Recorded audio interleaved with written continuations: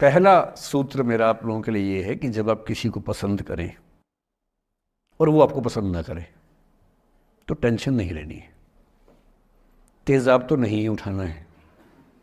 ठीक, कई लोग इस मूड में रहते हैं, मुझे पसंद नहीं करेगी, मुझे, मैं राजा हूं, मैं नवाब हूं, मुझे पसंद नहीं करेगी। अरे तू क्या है भाई, नहीं पसंद हो तो नहीं पसंद हो, ये क्या बात हुई?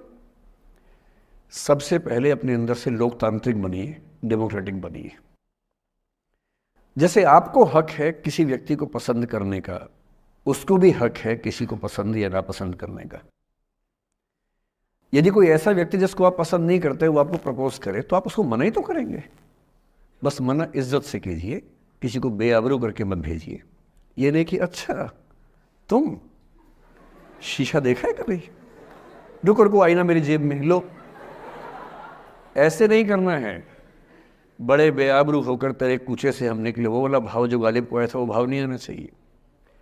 अगर कोई आपको कभी प्रपोज करे, आप लोगों की उम्र है, ये सब चलता ही होगा आप लोगों के बीच में, मैं आपके टीचर से सामने बोल रहा हूँ लेकिन मैं ऐसा ही हूँ, मैं जानता हूँ कि आपकी उम्र में से होता होगा, सब जानते हैं तो होता ही होगा। कभी किसी से ये उम्मीद मत करना कि वो आपको पसंद करे ही करे।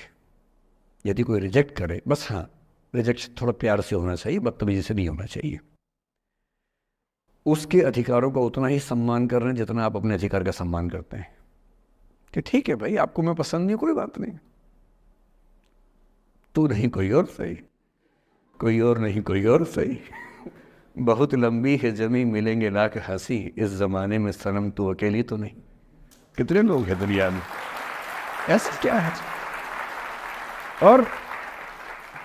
और मैंने बहुत प्यारे प्यारे बच्चों को देखा रोते बिलखते हुए कि मैंने उसको प्रपोज किया, उसने मुझे मना कर दिया। अंकल, छोटे छोटे बच्चे आजकल मुझे मुझे लव गुरु मानते हैं अपने आसपास, वो मेरे पास आके ऐसी ऐसी बातें बताते हैं बड़ी क्यूट तोतली आवाज़ में, मैंने उसको प्रपोज किया, उसने मुझे ऐसे ऐसे वाली आवाज़ में एकदम रोते बिलखते हुए। तो मैं बोलता हूँ बधाई हो बहुत बहुत तुम्हें, कॉन्ग्रेचुलेशन। मैंने अपनी ज़िंदगी में ऐसे 50 मामले देखे और 50 में से कम 49 मामले में जब कहीं दिल नहीं लगा, बाद में उससे बेहतर ही व्यक्ति मिला। अगर कभी ऐसा हो ना, मन ही मन में बधाई देना अपने आप को कि बच गया। हाँ बोल देता तो फंस जाती, हाँ बोल देते तो मर जाता। और मन में भाव वही रखना है, तो नहीं कोई और सही बात है, स्ट्रेस नहीं लेना है। मैं जानता हूं कि आपकी उम्र में आसान नहीं होता, आपको रात रात भर सपने आएंगे, बेचैनी होगी, करवटें बदलते रहे सारी रात हम, आपकी कसम आपकी कसम, ये सब ड्रामा होता है, ये फिल्मी गीत है। मुझे गीत कविता इतना याद है कि मुझे हर बात में वही दिमाग में आता है, मैं क्या करूं। ये होता है आपकी उम्र में, पर वो भी एक फेज है। अगर ये फेज नहीं जिया तो भी क्या जीवन जिया। कभी कभी बेचैनी भी तो होनी चाहिए, वरना जिंदगी में मजा क्या है। अगर हर चीज लिनियर है, हर चीज फॉर्मुलाइज है, फिर मजा क्या है जिंदगी में। ये उठापटक, ये बेचैनी, ये घबराहट, ये तनाव संतरास भी तो होना चाहिए कभी कभी जिंदगी में। इससे बुरी स्थिति तब होती है जब आप किसी रिलेशनशिप में हैं और वहां ब्रेकअप हो जाए, ये भी होता है। देखिए मैं आपको बड़ी खरी खोटी सुनाने के मूड में हूं। जिस तरह का प्रेम आप लोगों की पीढ़ी में होता है, मैं ये नहीं कहता कि आपकी पीढ़ी खराब है, हर पीढ़ी ऐसी होती है, बस ये कि आपकी पीढ़ी को सुविधाएं ज़्यादा मिल गई हैं। हमारी पीढ़ी में ना चिट्ठी लिख के भेजनी पड़ती थी, बड़ा रिस्क होता था। चिट्ठी लिखो कागज़ पे, फिर एक डाकिया ढूंढो भरोसे का, तो भरोसे वाला कुरियर बॉय या कुरियर गर्ल जाके चिट्ठी वहीं दे के आए जहाँ हमने कहा है। ये भी डाउट कहीं किसी और को दे के आ जाए। या कबूतर से बात करो, कबूतर जा जा जा, पहले प्यार की पहली चिट्ठी साजन को दिया। कबूतर का क्या भरोसा किसको दे के आ जाए। लेकिन कितना तनाव था उस ज़माने में। आपके ज़माने में क्या है, सीधे व्हाट्सएप निकाला, खटाक से भेज दिया मैसेज, और नंबर किसी से मांग लिया 1 सेकंड में।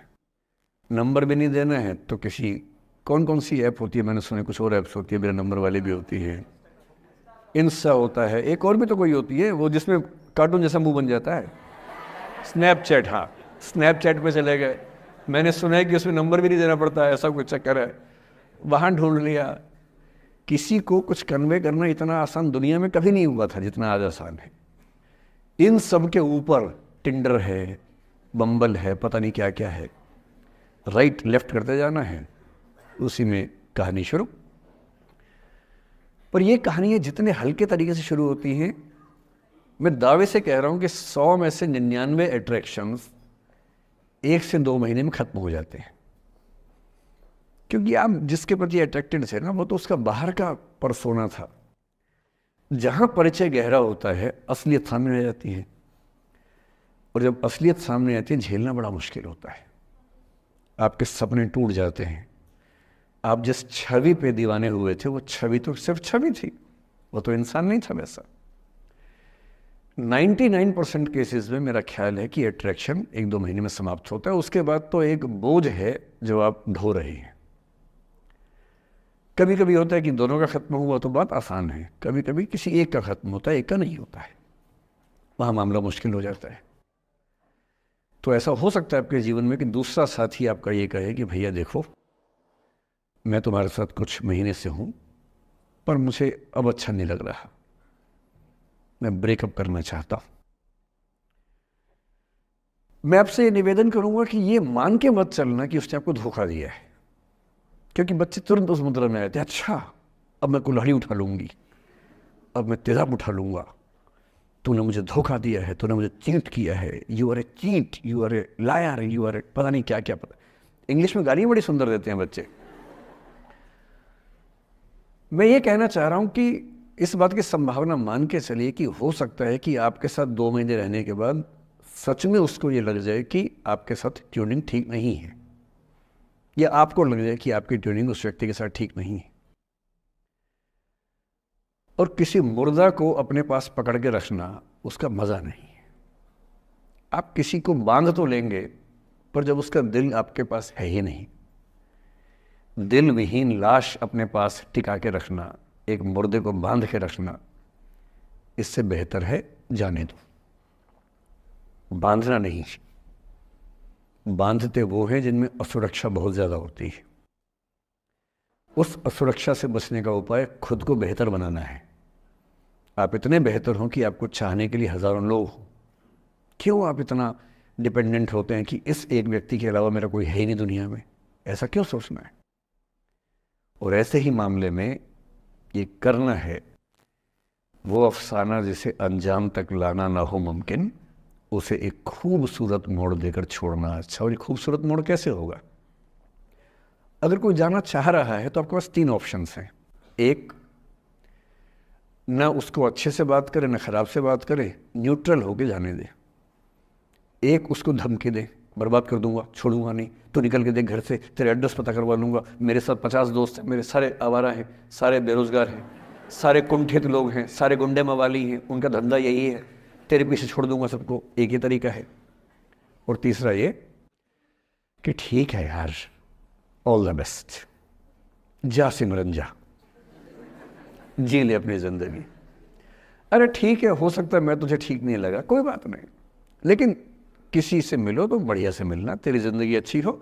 मैं भी ढूंढ ही लूँगा किसी न किसी को, थोड़ी हेल्प कर दियो, कहीं इंट्रो करवा दियो मेरी भी, लेकिन ठीक है तू भी जा।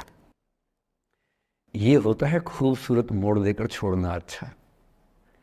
चिपकू नहीं बनना है किसी के पीछे, ना बोरा जाना है कि तुम जाओ, मैं तो दीवाना, स्थायी दीवाना हूँ तुम्हारा। कोई जब तुम्हारा हृदय तोड़ दे, तड़पता हुआ जब तुम्हें छोड़ दे, तब तुम मेरे पास आना प्रिय, मेरा दर खुला है, खुला ही रहेगा तुम्हारे लिए। वाह!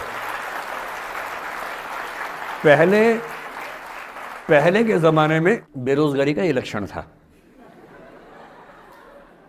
हम जब छोटे थे ये गाने सुनते थे, हम ये सुन के बड़े हुए कि ऐसा ही करना पड़ता है शायद प्रेम में।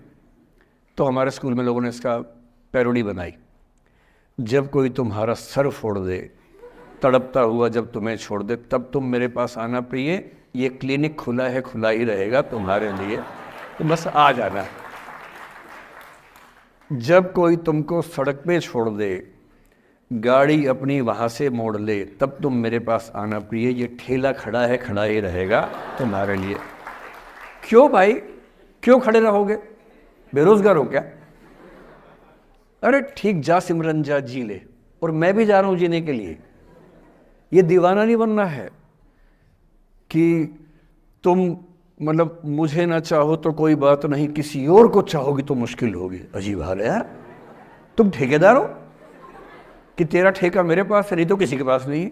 अजीब है ना। अरे ठीक है भाई, उसकी ज़िंदगी है, जीने दो उसको। क्यों किसी की ज़िंदगी में इतना हावी होने का प्रयास करना है?